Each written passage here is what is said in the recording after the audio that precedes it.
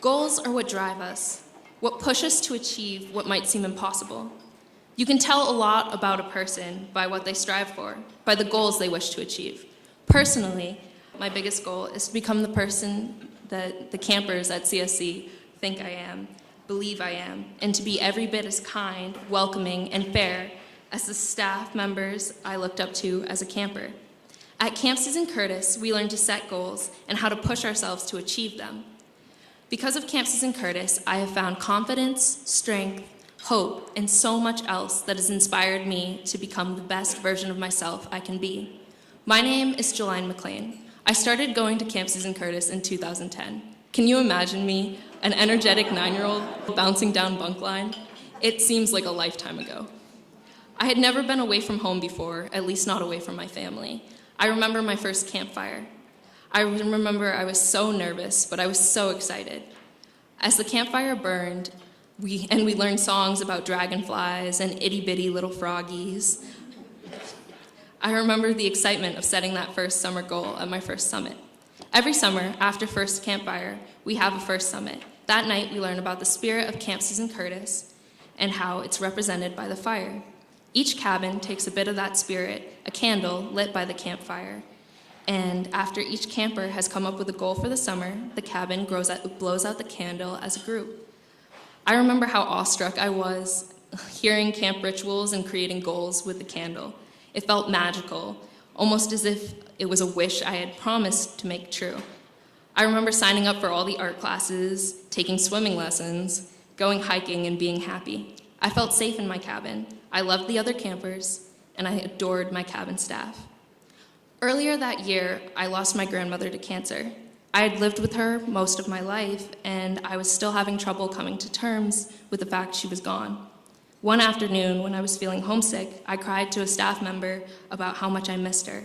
She sat me down in the dining hall, made me my favorite tea, and let me cry and tell her stories about my grandma. I had never felt that I was able to share with someone outside of my family before, and it helped me to open up. I felt that I could say anything and be heard. The staff members at camp made me feel safe and supported. At camp, I felt at home. I wanted to be just like them. I don't remember what my first goal was or whether or not it was accomplished, but I felt empowered by what I had learned there and by the people I had met. From then on, it seemed like my life was marked by summers. That same summer was the summer my mother finally got the courage to move us to a new town and find a new life. I was so excited and hopeful, hoping I'd make new friends, hoping things would be better. We were moving to a better town with a better school system. Unfortunately, things got worse. At my new school, I learned I was different. The girls on the bus tried to cut my hair. The kids in my class made jokes about my skin. I was confused and scared. I felt truly alone. The next summer, I went to camp again. I saw familiar faces, embraced friends from the year before, felt the magic of old traditions, and new goals. My goal that summer was to learn how to swim, just as it would be for the following couple of summers. But I learned so much more than that. That summer, I learned how to make friendship bracelets, and that I wasn't alone, and that I could be myself again. Camp gave me a community in which I was supported and accepted. I learned how to make God's eyes and how to make new friends. And it wasn't long before my brother, Jalion, joined me at camp, and more recently, my sister, Celia. Things weren't always easy when summer ended. After camp, I would return to the same school in the same town, where threats and slurs would follow me from the hallways to the streets. I would hide away in my bedroom for as long as I could. I was afraid of the world outside and everything in it, until one staff member taught me that I could change it. I remember one summer I arrived at camp and I wasn't really sure I wanted to go. It was my first year of leadership training, and after a year of hiding away, I didn't feel like a leader. I remember one staff member who was determined to make each camper smile as they pulled into camp, and his smile was contagious as he welcomed us back. I felt at home again. My LIT group had a decent mix of old friends and campers I had yet to meet, and though I was relieved to be at camp, my goal was to get through the summer, to get through the year. But the magic of camp was not lost on me. That summer, I met campers who would turn into lifelong friends. I met different types of leaders. I learned about engaging teamwork, and I met different types of people. I never once felt out of place. I sang, I danced, I was inspired by campers and staff who looked like me, and I realized that I too could be happy in my own skin again. That summer, I found my voice.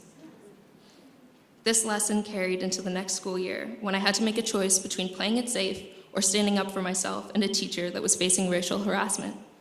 When I chose the latter, it led to social repercussions as well as an aggravated administration.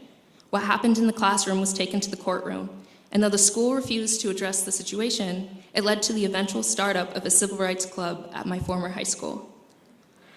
Though my family moved again the next summer, we were unable to escape the rampant racism we faced in Maine. However, this time, I had the experience and the courage to face it head on and work to enact change, to speak and be heard. I used the lessons I learned in my LIT year to create change and work with people advocating for diversity and civil rights clubs and safe spaces at my new school as well. Because of the support I received from camp, I had the confidence to stand up for myself and the skills to communicate and compromise with school administration and spread awareness about the racism students of color face in Maine. Last summer, I became a staff member. I knew this is what I had wanted since my very first summer at camp. If this had been my goal, it seemed so unreal that I had come so far, that I had once been as small as the campers I was now in charge of. I worked to embody the traits of the staff before me. I had kept that kindness that was shown to me that first year of camp, and I hoped I could pass it on to my campers. As the summer went on, each camper taught me something new, whether it was the best way to catch frogs or to settle differences. Each camper also taught me something about myself, whether it was patience or understanding.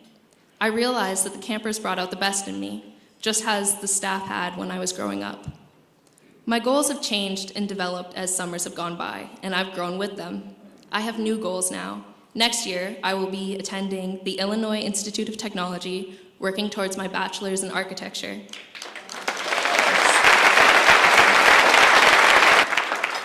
Achieving more goals and following my dreams. I know whatever goals I set, I can achieve because of the confidence Camp Susan Curtis has instilled in me.